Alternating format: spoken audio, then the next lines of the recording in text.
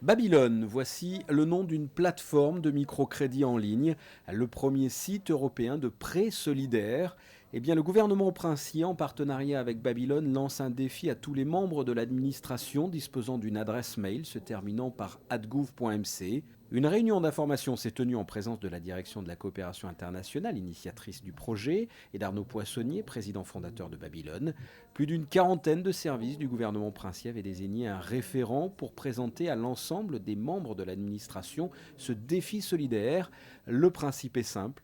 Une soixantaine de projets seront sélectionnés à travers le monde. Chaque personne de l'administration en choisira 3. Et à la fin de ce défi solidaire, fin juin, les projets qui auront obtenu le plus de votes seront financés. Là, on a quelque chose de complètement nouveau qui permet en même temps, à peu de frais, de manière très impactante sur un grand nombre de personnes et de manière facile et agréable, de faire participer la population administrative monégasque à une action solidaire simple à comprendre, simple à mettre en œuvre, efficace sur le terrain. Le partenariat entre le gouvernement monégasque et Babylone est de 3 ans renouvelable pour un montant global de 100 000 euros. La première année, on prête de l'argent. La deuxième année, il y a à la fois l'argent qui est remboursé et l'argent qu'on prête, de l'argent frais qu'on apporte. Et puis, donc on reprête la totalité de cette somme. Et l'année suivante, on a à la fois le remboursement plus important et de l'argent frais qu'on remet. Donc ça permet aussi d'avoir une dynamique dans le prêt.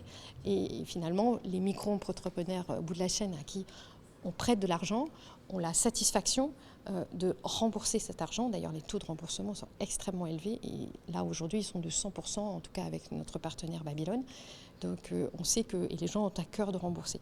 Et donc ça leur permet aussi de rester, de garder leur dignité et de pouvoir justement financer leurs besoins, qui sont des besoins primaires, et notamment leur plus grand souhait en général, ce sont de permettre à leurs enfants d'avoir un meilleur avenir et notamment d'aller à l'école.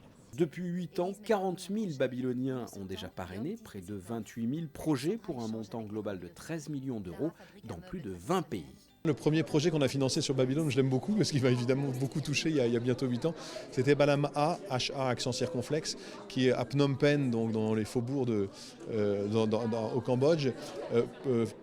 Vendait des bonbons à la sortie des écoles. Il avait besoin de 200, l'équivalent de $200 pour remplacer son petit chariot et gonfler son stock de bonbons, par exemple. Eh bien, c'est ce genre d'activité qu'on a, c'est des petites activités qu'on appelle de l'économie informelle, des petits entrepreneurs qui vont lancer un petit business. On prend souvent l'exemple de la couturière qui sait coudre, mais elle a besoin de 200 ou $300 pour acheter une machine à coudre, acheter les tissus et puis lancer des cycles de fabrication de vêtements. C'est des petits commerces, des petits services à la personne. C'est tout un tas de petites activités qu'on retrouve dans les bidonvilles, dans les zones rurales aussi, beaucoup. Les petits élevages, des choses comme ça, et qui permettent à des familles de vivre. Et en fait, c'est ça qu'on va proposer sur les 60 projets qui vont être proposés aux membres de la fonction publique de Monaco. C'est une soixantaine de projets dans 7 ou 8 pays. Donc on va proposer sur le Maroc, sur Haïti, sur l'Indonésie, surtout sur le Honduras, etc. Tout un tas de projets qui sont ces types de projets, ces petites activités qui permettent aux gens de se sortir de la précarité. Le vote se déroulera du 1er juin au 30 juin. Il permettra à chaque fonctionnaire et agent de l'État de choisir les micro-entrepreneurs qui seront financés par la direction de la coopération internationale. Nous y reviendrons lors du lancement officiel, le 31 mai.